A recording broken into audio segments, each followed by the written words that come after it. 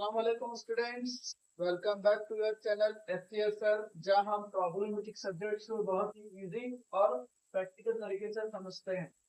जैसे कि हम पिछले वीडियो में पार्टनरशिप किसे कहते हैं, मीनिंग, डेफिनेशन और उसके फीचर्स क्या होते हैं वो देखा था। आज की इस वीडियो में हम देखेंगे कि डीड किसे कहते हैं, और डीड को हमने 4 पार्ट में डिवाइड किया है। डीड के क्या माने होते हैं, सेकेंड पार्ट में देखेंगे डीड क्यों इम्पोर्टेंट होता है, थर्ड पार्ट में देखेंगे डीड करते वक्त तुमको कंटेंट्स क्या क्या चीजें होना जरूरी होता है, और डीड ना करने पर हम कैसे प्रॉफिट शेयर करेंगे पार्टनर्स के दरमियान, हम देखेंगे फोर्थ पार्ट में। तो चलिए हम देखते हैं कि आसान तरीके से डीड किसे कहते हैं। पार्टनरशिप डीड एक रिटन एग्रीमेंट होता है पार्टनर्स के बीच, जिसमें बिजनेस के सारे रूल्स और कंडीशन लिखे होते हैं। यानी कि जो भी पार्टनरशिप में पार्टनर्स आते हैं तो उस वक्त हम इसके एग्रीमेंट करना होता है, जिसमें लिखा होना होता है कि पार्टनर कितना कैपिटल बिजनेस में डालेगा, कितना पैसा इन्वेस्ट करेगा, कितना उसका ये ड्यूटीज होगा, क्या क्या उसके राइट्स होंगे और कौन क्या काम करेगा, तो वो एग्रीमेंट में तो मेंशन करना होता है। सेकेंड वन में उसको इम्पोर्टेंट होता है। तो इम्पोर्टेंस ऑफ पार्टनरशिप डीड एक बहुत इम्पोर्टेंट चीज होती है, जिसमें क्लैरिटी, यानी क्या जो भी पार्टनर्स बिजनेस में इन्वॉल्व होगा, जो भी पार्टनर बिजनेस में आएगा तो उसको क्लैरिटी चाहिए। यानी क्लैरिटी होना आता है कि वो कितना बिजनेस में कैपिटल डालेगा, क्या क्या उसके ड्यूटीज होंगे और क्या क्या उसके राइट्स होंगे। Second one future disputes avoid करता है, यानी कि फ्यूचर में कोई फाइट्स नहीं होगा। अगर कोई फाइट्स में होगा तो कोर्ट में इसका लीगल प्रूफ के तौर पर इसको माना जाएगा। और फोर्थ वन स्मूथ फंक्शनिंग, यानी कि बिजनेस टोटली स्मूथ और अच्छे तरीके से रन हो।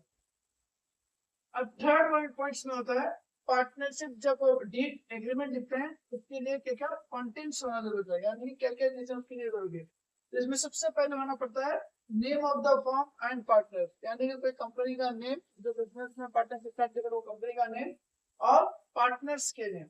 सेकेंड वन कैपिटल कॉन्ट्रीब्यूशन, कितने पार्टनर्स है और कौन पार्टनर कितना इन्वेस्ट करेगा, कितना कैपिटल डालेगा, उसका डिटेल होना चाहिए।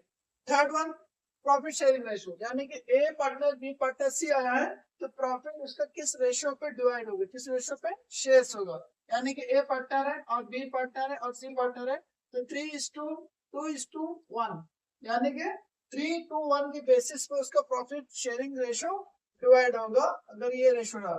Third fourth one interest on capital, जो पार्टनर्स बिजनेस में कैपिटल डालते हैं उस पर इंटरेस्ट कितना होगा, यानी इंटरेस्ट कितना देना होगा।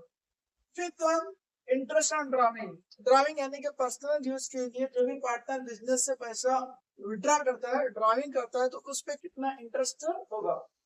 सिक्स्थ वन जो भी पार्टनर्स जो वर्किंग पार्टनर होते हैं और नॉन वर्किंग पार्टनर होते हैं, यानी कि बिजनेस में जो काम करते हैं और जो सैलरी पार्टनर होते हैं, तो उसके लिए कितना उसको सैलरी और या कमीशन देना होगा। सेवंथ वन कितने पार्टनर्स हैं और हर पार्टनर के ड्यूटीज एंड राइट्स क्या होते हैं, यानी कि वो क्या क्या काम बिजनेस में करेगा और इसके राइट्स, इसके पावर कितने होते हैं, ये सब इसमें लिखना होगा। एट वन पॉइंट है एडमिशन और रिटायरमेंट ऑफ ए पार्टनर, यानी कि जो कोई पार्टनर न्यू पार्टनर बिजनेस में कैसा इंटर होगा, या कोई पार्टनर ओल्ड पार्टनर है तो बिजनेस में कैसा वो रिटायरमेंट लेगा, ये सब पार्टनरशिप डीड में हमको मेंशन करना होगा। और लास्ट में जो मेन इंपॉर्टेंट पॉइंट है, अगर कोई पार्टनर्स बिजनेस में शुरुआत में स्टार्टिंग में पार्टनरशिप डीड नहीं किया है तो उस वक्त हमको प्रॉफिट शेयरिंग, सैलरी और जो भी चीजें होते हैं हम उसको कैसे डिवाइड करते हैं। तो उस वक्त जो भी पार्टनरशिप एग्रीमेंट डीड नहीं करता है, एग्रीमेंट नहीं करता है, तो उस वक्त according to Indian Partnership Act 1932 के हिसाब से हमको काम करना होगा। यानी कि वो एग्रीमेंट 1932, इंडियन पार्टनरशिप एक्ट 1932 क्या कहता है, अगर कोई पार्टनरशिप एग्रीमेंट नहीं होता है तो उस वक्त प्रॉफिट, बिजनेस प्रॉफिट हो या लॉस हो, इक्वल शेयर होगा।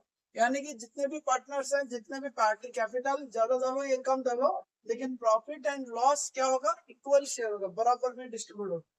Second one interest on capital non allowed होगा, यानी कि अगर एग्रीमेंट नहीं होता है तो उस वक्त कैपिटल के ऊपर इंटरेस्ट नहीं दिया जाएगा। Third one interest on drawings, इसी तरीके से इंटरेस्ट ऑन ड्राविंग्स भी अगर एग्रीमेंट नहीं होता है तो उस वक्त इंटरेस्ट ऑन ड्राविंग्स भी नहीं होगा।